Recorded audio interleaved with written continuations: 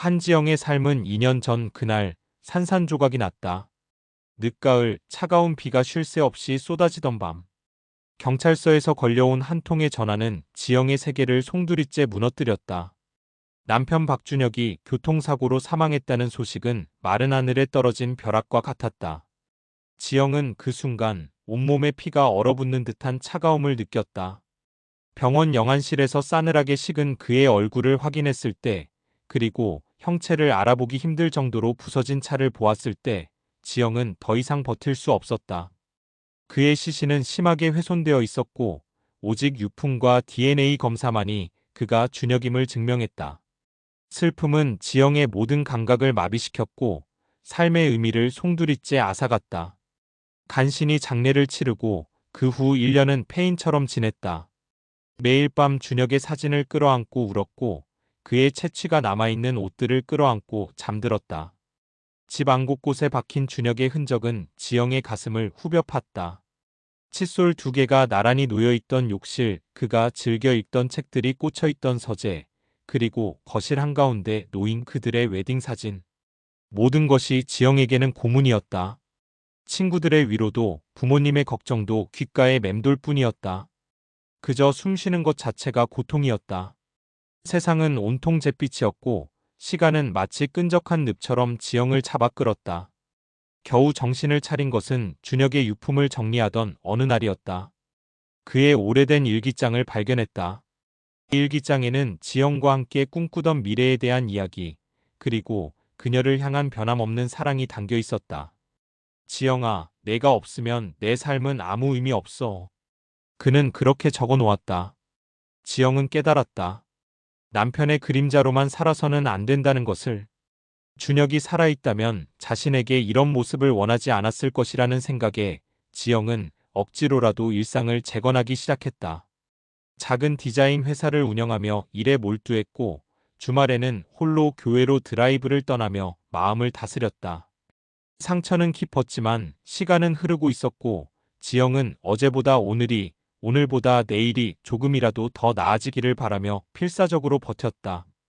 그녀는 여전히 준혁을 사랑했고, 그의 빈자리는 여전히 거대했지만 이제는 그 빈자리를 직시하고 앞으로 나아가려 했다. 그날도 그랬다. 답답한 도심을 벗어나 한적한 카페를 찾아 차를 몰았다. 내비게이션에 의존해 도착한 곳은 경기도 외곽의 한적한 마을에 자리 잡은 숲속의 작은 집이라는 이름의 한옥 카페였다. 고즈넉한 한옥을 개조한 카페는 운치 있는 분위기로 지영의 마음을 편안하게 해주었다. 작은 연못에는 잉어들이 유유히 헤엄치고 있었고, 은은한 차 향기가 코끝을 스쳤다. 따뜻한 라테를 받아들고 창가 자리에 앉아 스케치북을 펼쳤다. 새로운 디자인 아이디어를 구상하기 위해 마음을 가다듬는 시간이었다. 그때였다. 아메리카노 한 잔이랑 샌드위치 하나 포장해 주세요. 햄이랑 치즈 많이 넣어주시고요. 아, 그리고 치즈는 에멘탈 치즈로 부탁드립니다. 익숙한 목소리가 귓가를 때렸다. 심장이 발끝에서부터 머리끝까지 쿵 하고 떨어지는 느낌이었다. 설마. 지영은 손을 멈추고 고개를 돌렸다. 카운터 앞에 서 있는 남자의 뒷모습. 넓은 어깨, 살짝 헝클어진 갈색 머리, 그리고 왼쪽 허리춤에 자연스럽게 손을 짚는 자세까지. 숨을 들이켰다. 그가 고개를 살짝 돌려 주문한 메뉴를 확인하는 순간 지영은 온몸에 피가 역류하는 듯한 극심한 충격을 받았다. 준혁이었다.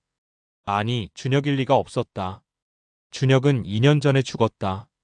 직접 그의 차가 형체를 알아볼 수 없게 부서진 것을 보았고, 병원 영안실에서 싸늘하게 식은 시신을 확인했고, 낙골당에 그의 유골을 안치했다. 지영은 손가락 끝이 저려왔다. 착각일 것이다. 외모만 닮은 다른 사람일 거야. 세상에 닮은 사람이 얼마나 많은데. 하지만 그는 지영만 아는 습관처럼 왼쪽 검지 손가락으로 안경테를 살짝 올렸다. 그 습관은 준혁만이 가지고 있는 것이었다. 어릴 적부터 생긴 버릇이라고 했다. 안경을 쓰지 않을 때도 무의식적으로 그 버릇이 튀어나오곤 했다. 그리고 그가 주머니에서 지갑을 꺼내며 살짝 휘파람을 불었다. 피노키오의 코처럼 간질간질하게 울리던 그 멜로디. 어릴 적 준혁이 즐겨 불던 지영에게만 들려주던 비밀스러운 멜로디였다. 심장이 미친 듯이 날뛰었다. 착각이 아니었다. 환상이 아니었다. 그는 살아있었다. 거짓말처럼 지영의 눈앞에 준혁이 서 있었다. 멀쩡하게, 건강하게, 그리고 아무 일 없었다는 듯이. 남자는 계산을 마치고 카페 문을 나섰다. 지영은 저도 모르게 벌떡 일어섰다. 라테 잔이 테이블 위에서 위태롭게 흔들렸다. 얼음이 부딪히는 소리가 귓가를 찢는 듯했다. 테이블 모서리에 스케치북이 떨어졌다. 그를 따라 나서야 했다. 무슨 말을 해야 할지, 어떻게 반응해야 할지 알 수 없었다.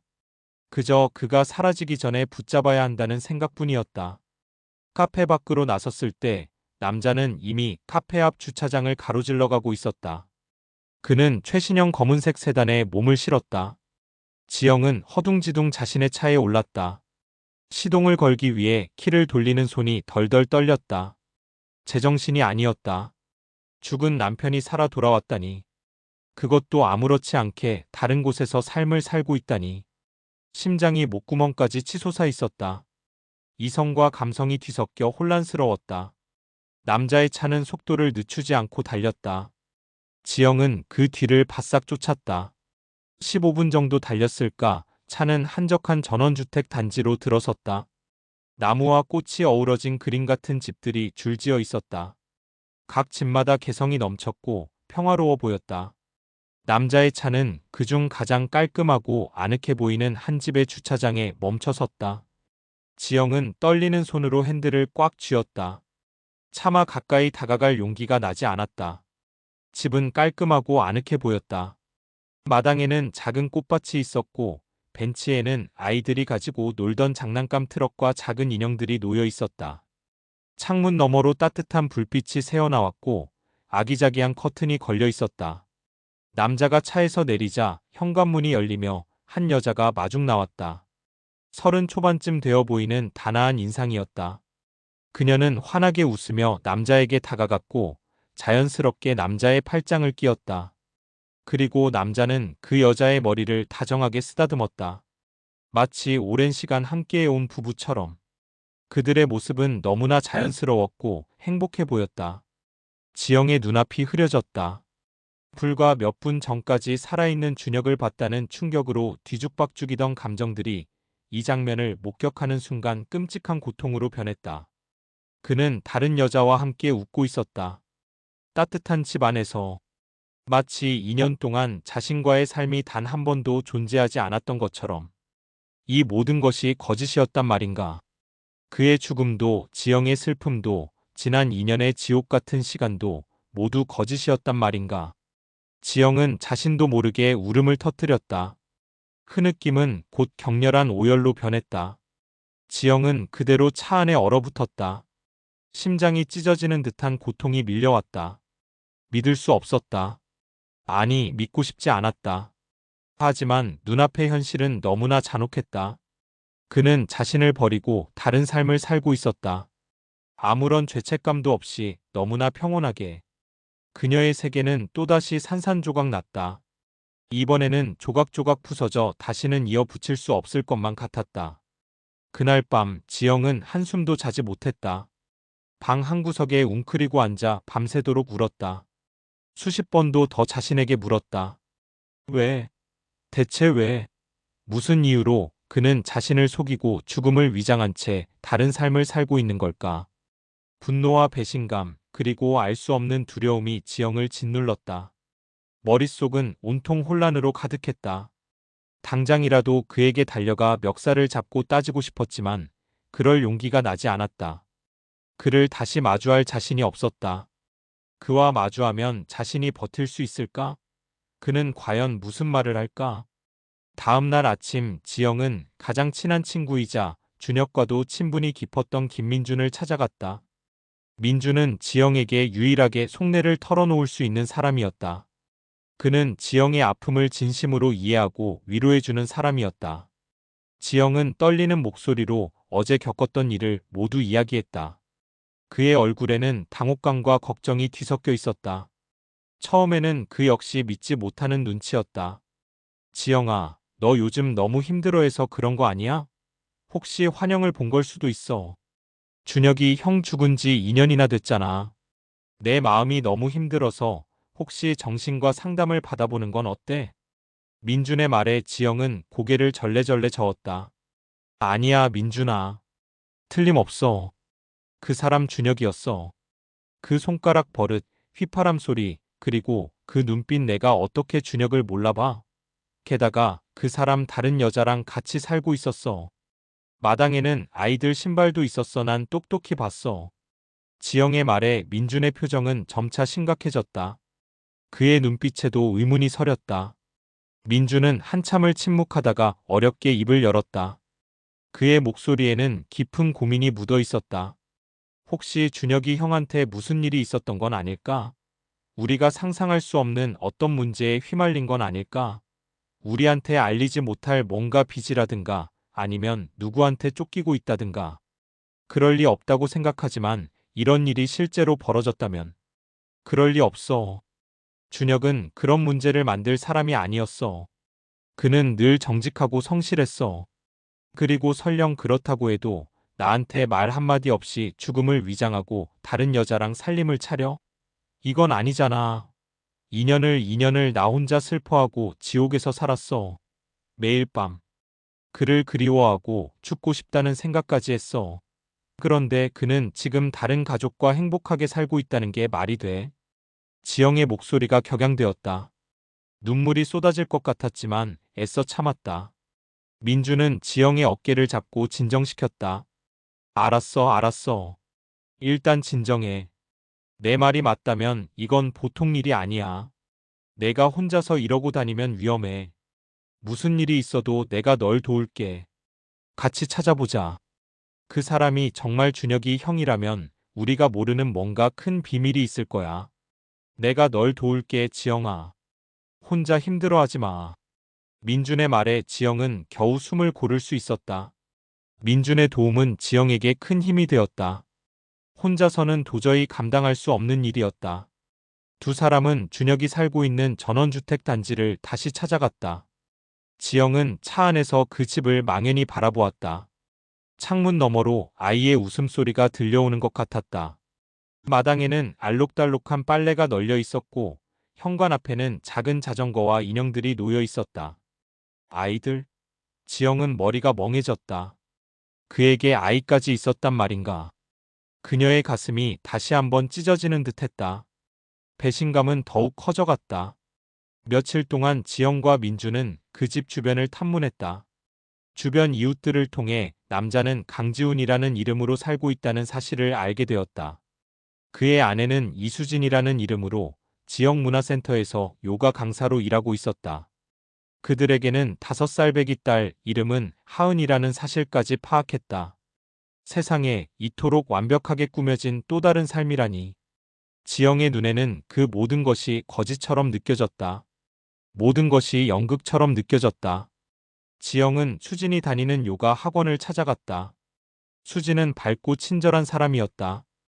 햇살 같은 미소를 가진 그녀의 모습에 지영은 알 수 없는 죄책감과 질투를 동시에 느꼈다.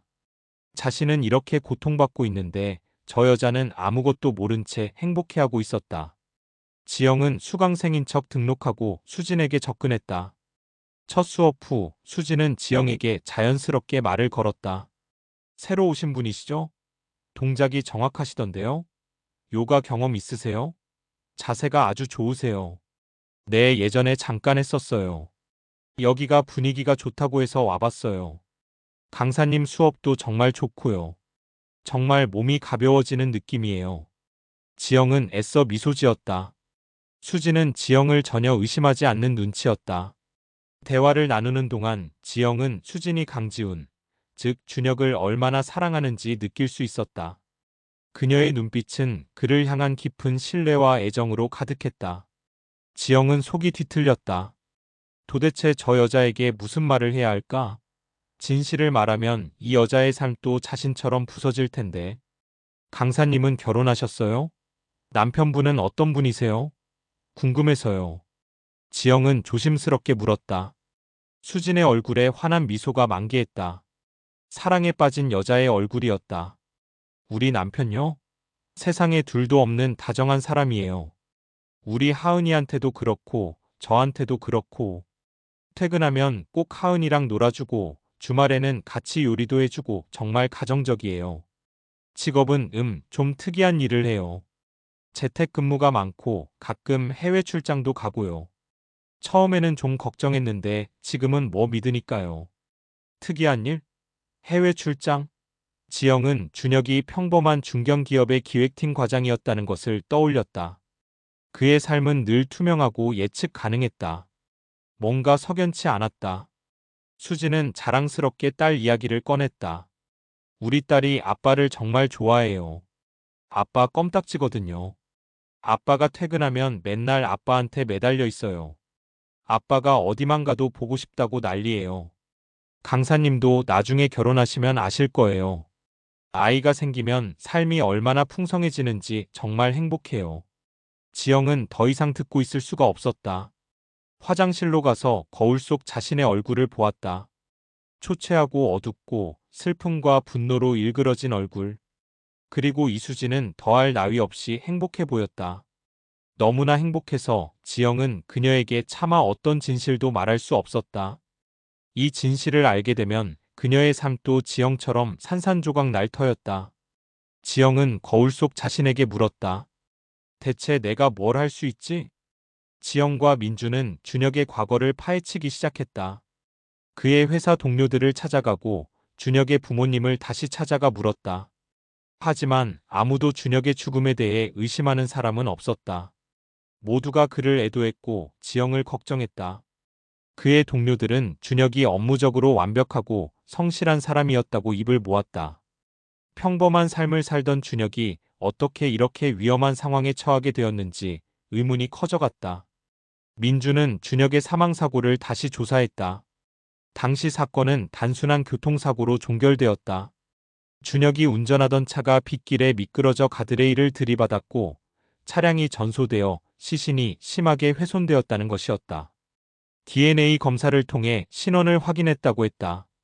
경찰의 보고서에는 사고로 인한 신체 훼손이 심해 유관 식별 불가, DNA 검사 결과 고 박준혁으로 확인이라는 내용이 명시되어 있었다. 하지만 민주는 이 보고서의 내용에 의문을 품었다. DNA 검사. 지영은 그 단어에 주목했다. 민준아, 혹시 DNA 검사가 조작될 가능성은 없을까? 우리가 모르는 어떤 이유로 준혁이 죽음을 위장해야 했다면 아니 위장당했다면. 민주는 고개를 끄덕였다. 글쎄 흔한 일은 아니지만 불가능한 건 아니지. 만약 누군가 의도적으로 조작했다면 그건 경찰도 쉽게 밝혀낼 수 없는 큰 그림이 있을 거야. 단순한 빚 문제가 아닐 수도 있어. 그때부터 지영은 준혁의 죽음과 관련된 모든 것에 의문을 품기 시작했다. 준혁이 사고를 당하기 전 마지막으로 통화했던 사람은 누구였을까? 그의 행적은 어떠했을까? 민주는 자신의 IT 실력을 총동원하여 준혁의 디지털 흔적을 파고들기 시작했다. 그의 휴대폰 통화 기록, 이메일 기록, 심지어는 삭제된 파일까지 복구하려 시도했다.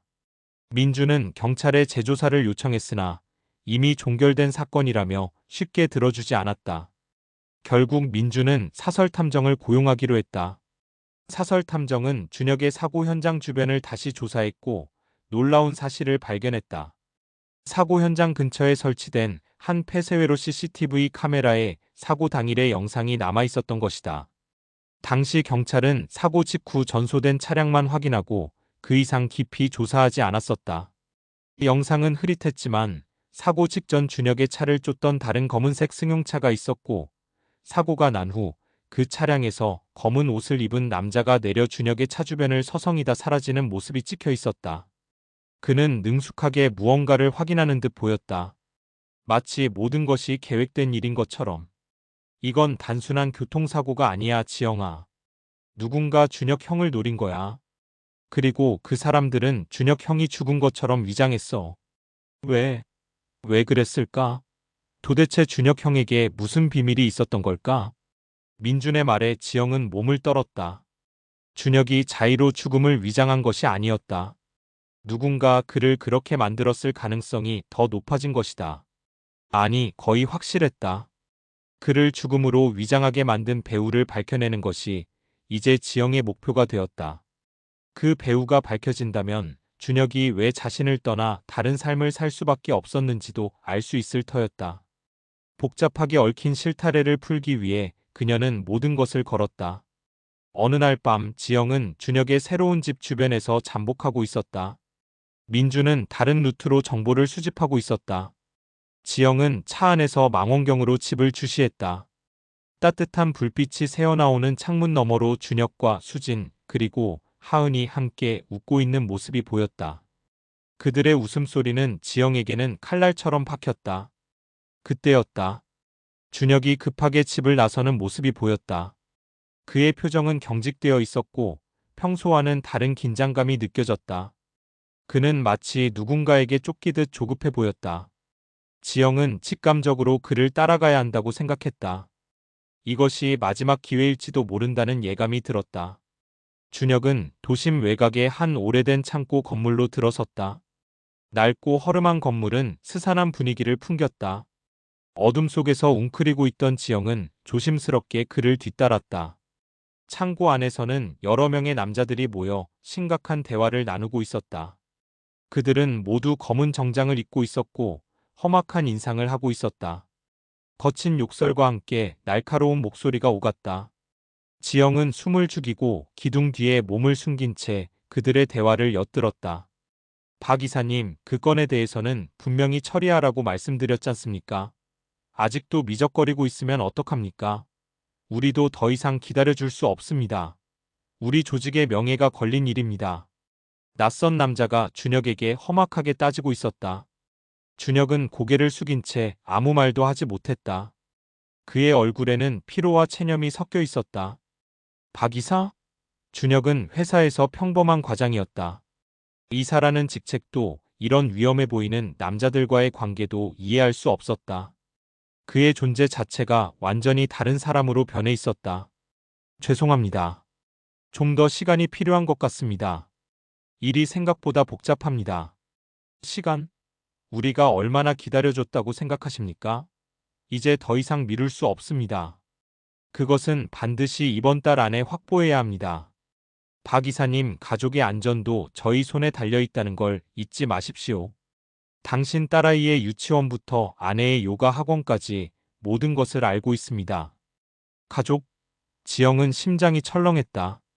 설마 수진과 딸 하은까지 위험에 처해 있다는 말인가? 준혁은 그들을 지키기 위해 이 모든 고통을 감내하고 있었던 것인가? 어쩌면 그는 자신을 버린 것이 아니라 자신을 지키기 위해 죽음을 선택했던 것일까? 지영의 마음속에서 혼란이 다시 일어났다. 그때 또 다른 남자의 목소리가 들렸다. 낮고 굵은 목소리. 등골이 서늘해지는 듯한 차가운 음성이었다. 우리가 죽여준 사람인데 이렇게 시간을 끈다니, 박 이사, 우리와의 약속을 잊었나? 우리가 당신을 죽은 사람으로 만들어준 덕분에 지금 이렇게 살아있는 것 아닌가? 지영은 귀를 의심했다. 죽여줬다? 준혁의 죽음은 그들의 계획이었다. 그들이 준혁을 사고로 위장하여 죽음을 꾸민 장본인들이었다. 지영의 머릿속이 새하얗게 변했다. 온몸에 피가 식는 듯했다. 모든 것이 조작되었다는 사실에 충격받았다. 아니, 이럴 리가. 지영은 저도 모르게 중얼거렸다.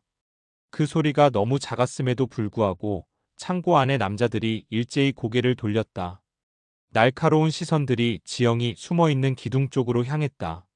망했음을 직감한 지영은 재빨리 몸을 숨겼다.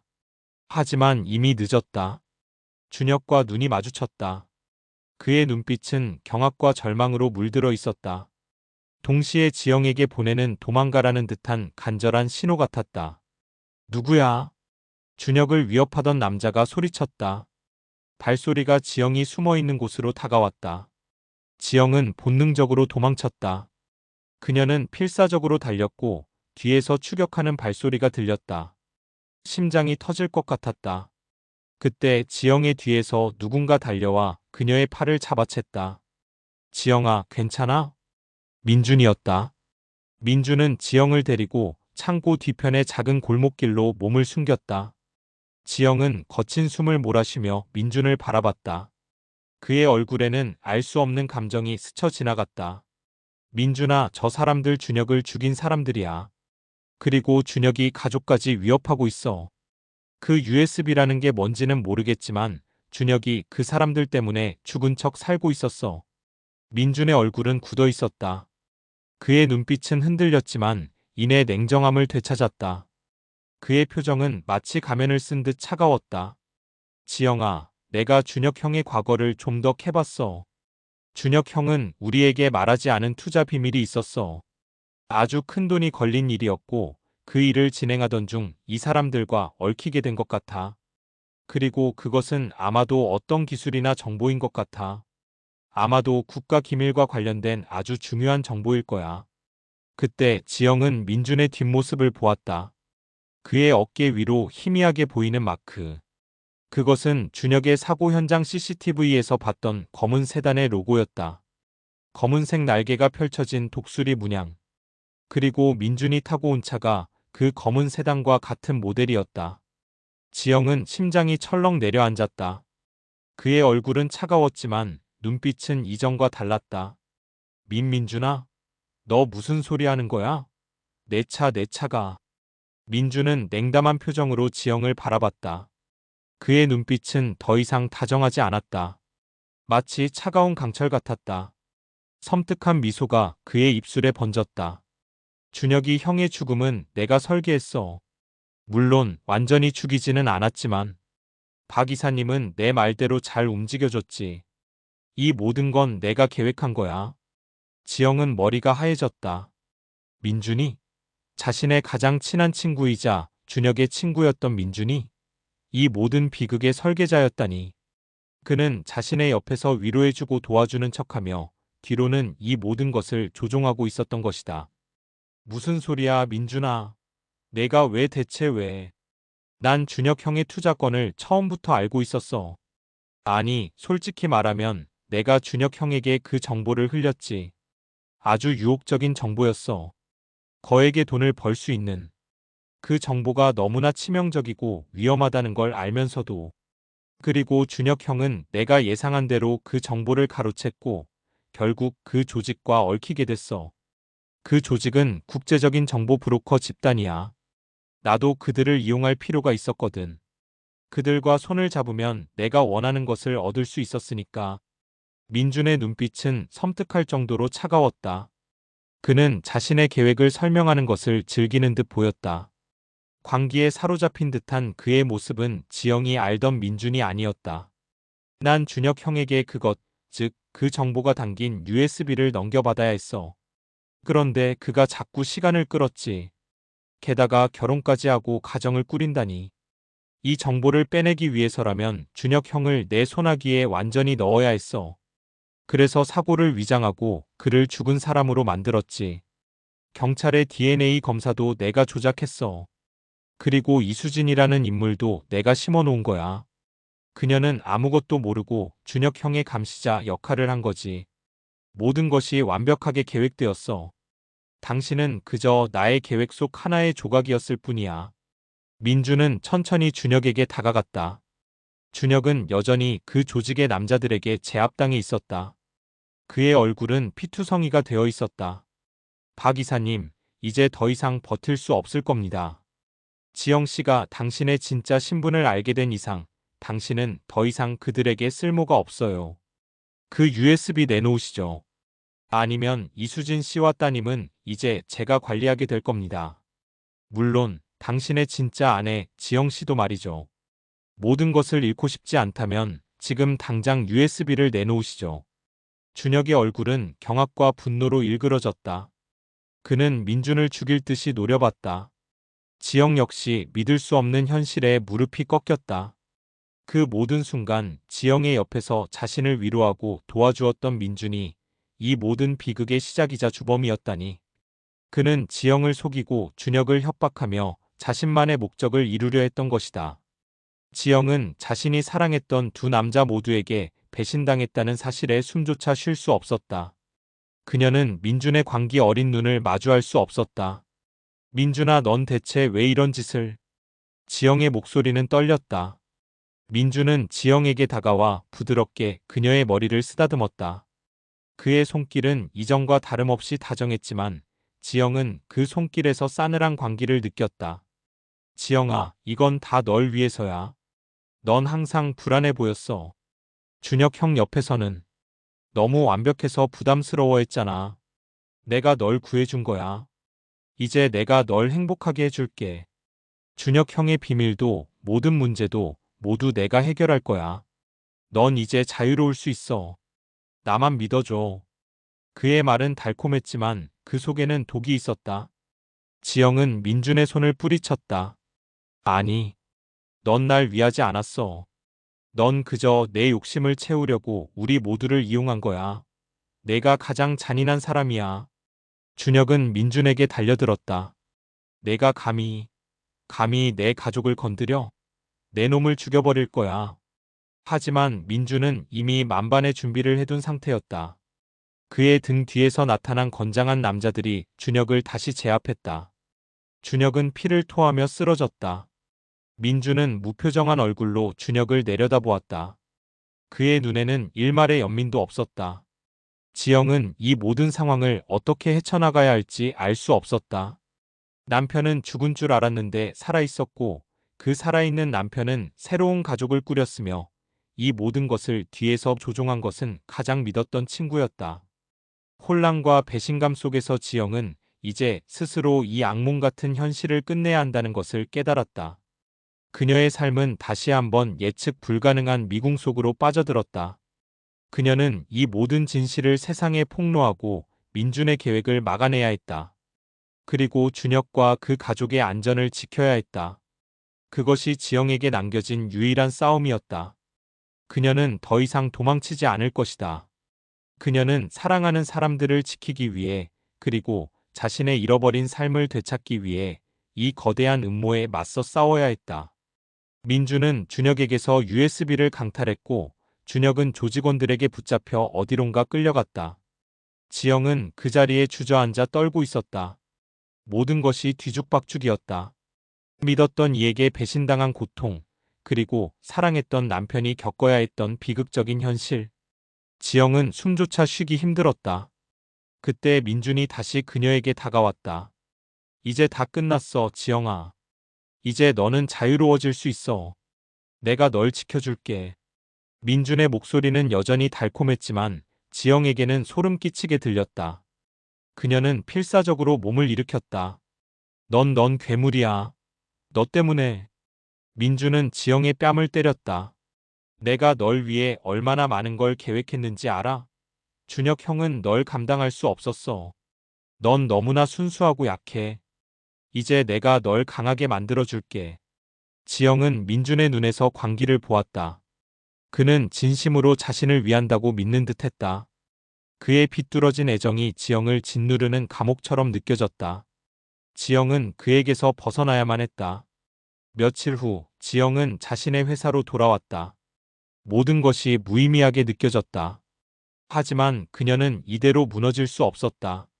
준혁의 새로운 가족 이수진과 하은의 모습이 자꾸만 눈앞에 아른거렸다. 그들은 아무것도 모르고 민준의 계획에 이용당하고 있었다.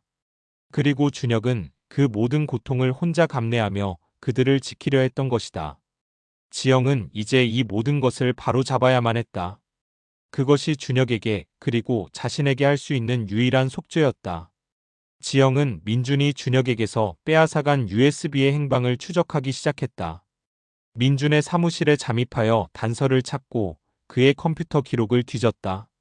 민준은 완벽하게 자신의 흔적을 지웠지만 지영은 그의 미세한 습관과 과거 데이터를 통해 중요한 단서를 찾아냈다. 민준이 그 USB를 국제정보 브로커 조직의 수장인 그림자에게 넘기려 한다는 것을 알게 되었다. 그림자는 베일에 쌓인 인물로 세계 곳곳의 중요한 정보를 사고 파는 거물이었다. 민준은 이 USB를 통해 그 조직에서 자신의 입지를 확고히 하려 했던 것이다. 지영은 민준이 접속했던 특정 웹사이트를 통해 그림자의 존재와 그들의 활동에 대한 정보를 얻었다. 그들은 단순한 범죄 집단이 아니었다. 세계 경제와 정치에 막대한 영향력을 행사하는 거대한 네트워크였다. 준혁이 얽힌 정보는 그들의 심장부와 관련된 것이었다. 지영은 혼자서는 이 거대한 세력과 맞설 수 없다는 것을 깨달았다. 그녀는 믿을 수 있는 사람에게 도움을 청해야 했다. 지영은 경찰과 접촉했지만 민주는 이미 경찰 내부에 자신의 신복을 심어두어 그녀의 주장을 믿지 않았다. 오히려 그녀를 정신 이상자로 몰아붙였다. 절망의 순간 지영은 준혁의 과거를 다시 되짚었다. 준혁은 과거에 한 번 크게 다친 적이 있었다. 그때 그를 구해준 사람이 있었다. 강력계 형사였던 박경감이었다. 박경감은 준혁의 생명의 은인이었고 정의감이 투철한 사람이었다. 지영은 희미한 희망을 품고 박경감을 찾아갔다. 박경감은 지영의 이야기를 처음부터 끝까지 진지하게 들어주었다. 처음에는 황당해하는 듯했지만 지영이 제시한 민준의 이상 행동과 준혁의 죽음에 대한 의문점, 그리고 CCTV 영상의 단서를 제시하자 그의 눈빛이 달라졌다. DNA 조작, 그리고 민준이라는 친구의 개입, 이건 단순한 교통사고가 아니라 거대한 범죄의 그림자일 가능성이 높습니다. 제가 이 사건을 다시 파헤쳐 보겠습니다. 하지만 아주 위험할 겁니다. 혼자서는 안 됩니다. 지영은 박경감의 도움을 받기로 했다. 박경감은 비공식적인 팀을 꾸려 사건을 재조사하기 시작했다. 그들은 민준의 행적을 미행하고 그의 과거를 파헤쳤다. 민준은 어린 시절부터 비상한 머리를 가지고 있었지만 동시에 극심한 결핍과 인정 욕구에 시달렸다는 사실이 드러났다. 그는 항상 준혁을 동경하고 질투했던 것이다. 그리고 그 질투가 결국 비뚤어진 욕망으로 번져 이 모든 비극을 초래했다는 것을 알게 되었다.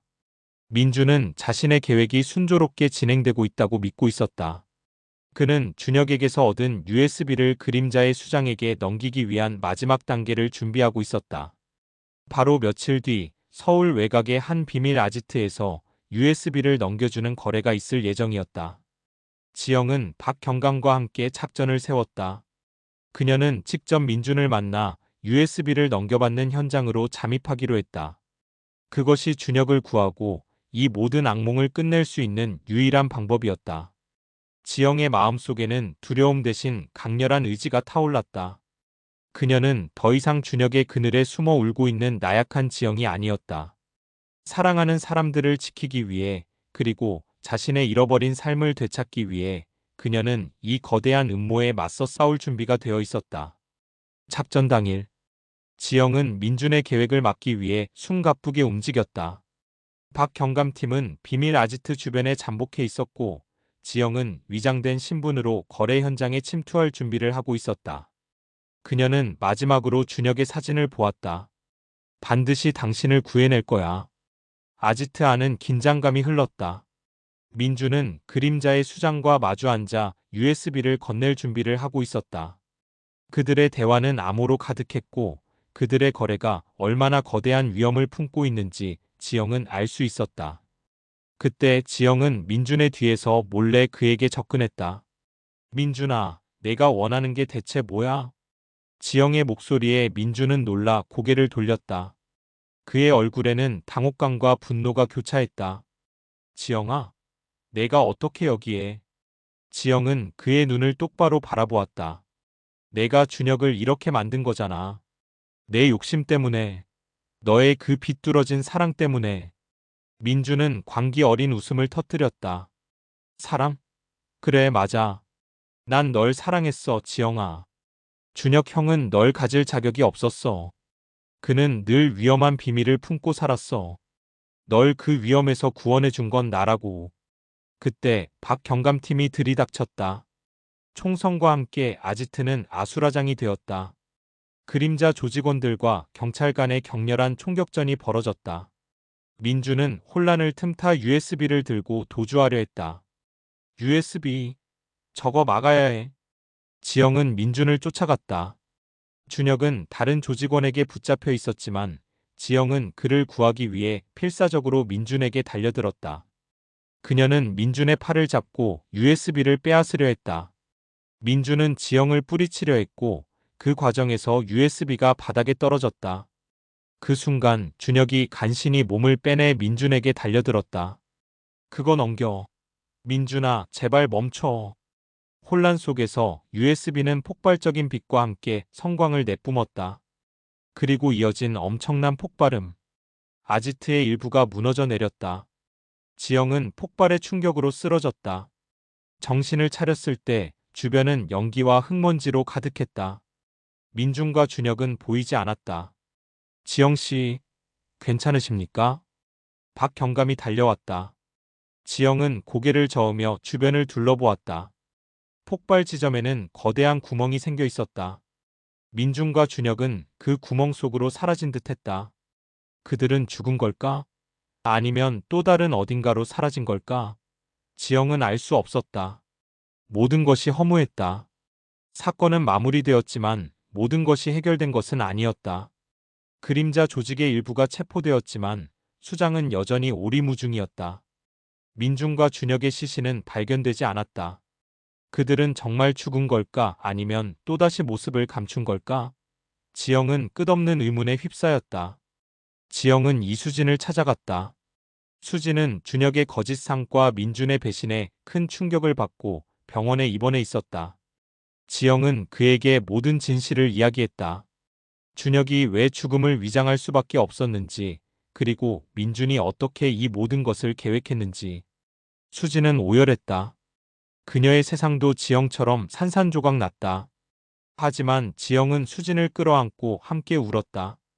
그 순간 두 여성은 비극 속에서 서로에게 유일한 위로가 되어 주었다. 우리는 혼자가 아니에요. 하은이를 위해서라도 우리 힘내요. 지영은 이수진과 하은이 준혁의 마지막 희망이자 지켜야 할 존재였다는 것을 깨달았다. 그녀는 그들에게 책임감을 느꼈다. 지영은 준혁의 이름을 대신하여 수진과 하은을 보살피기로 결심했다. 그들은 피 한 방울 섞이지 않았지만 가장 처참한 방식으로 맺어진 가족이었다. 지영은 자신의 회사를 정리하고 수진이 운영하던 요가 학원을 돕기 시작했다. 하은은 처음에는 지영을 낯설어했지만 점차 마음을 열고 그녀를 따랐다. 지영은 하은에게서 준혁의 모습을 보았다. 그의 눈빛, 그의 미소. 그럴 때마다 지영의 가슴은 미어지는 듯했지만 동시에 따뜻한 위로가 되었다. 몇 달 후 지영의 삶은 조금씩 안정되어 갔다. 그녀는 수진과 함께 요가 학원을 운영하며 새로운 삶을 개척했다. 하은은 지영을 이모라고 부르며 따랐고 지영은 그녀에게서 잊고 있던 행복을 발견했다. 하지만 준혁과 민준에 대한 의문은 여전히 남아 있었다. 그들은 어디로 사라진 걸까? 어느 날 지영은 우연히 오래된 앨범을 펼쳤다. 준혁과 민준, 그리고 자신이 함께 찍은 어린 시절 사진이었다. 세 사람은 환하게 웃고 있었다. 그때의 순수했던 우정과 사랑. 모든 것이 이렇게 비극으로 변해버릴 줄 누가 알았을까? 지영은 창밖을 내다봤다. 따뜻한 햇살이 내리쬐고 있었다.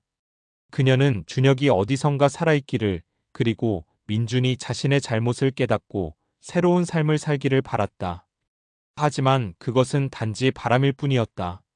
그녀는 이제 과거에 얽매이지 않고 현재의 삶을 살아갈 힘을 얻었다. 이수진과 하은이라는 새로운 가족과 함께. 하지만 이야기는 여기서 끝나지 않았다. 평화로운 일상 속 지영은 우연히 민준이 보냈던 오래된 이메일을 다시 보게 되었다. 그 이메일은 아무런 의미 없는 듯한 단순한 안부 메일이었지만 지영은 문득 이메일 마지막에 적힌 숫자의 배열에서 이상한 점을 발견했다. 그것은 마치 암호처럼 보였다. 그 숫자를 준혁의 생일, 결혼기념일 등 자신들만이 아는 중요한 숫자와 연결시켜 조합하자 새로운 문장이 나타났다. 지영아, 미안해. 그리고 기다려. 내가 돌아갈게. 모든 것을 끝내고. 그것은 준혁의 메시지였다. 지영의 심장이 다시 한번 격렬하게 뛰기 시작했다. 그는 살아있었다. 어딘가에서 모든 것을 끝내기 위해 싸우고 있었다. 그리고 그 암호를 통해 그녀에게 신호를 보내고 있었다. 지영은 다시 한번 휴대폰을 들었다. 박경감에게 전화해야 했다. 이 이야기는 아직 끝나지 않았다. 그녀의 삶은 다시 한번 예측 불가능한 미궁 속으로 빠져들었다. 하지만 이번에는 혼자가 아니었다. 그녀는 준혁을 찾고 민준의 잔당들을 완전히 제거하며 모든 진실을 밝혀낼 준비가 되어 있었다. 그녀의 싸움은 이제 막 시작된 것이었다.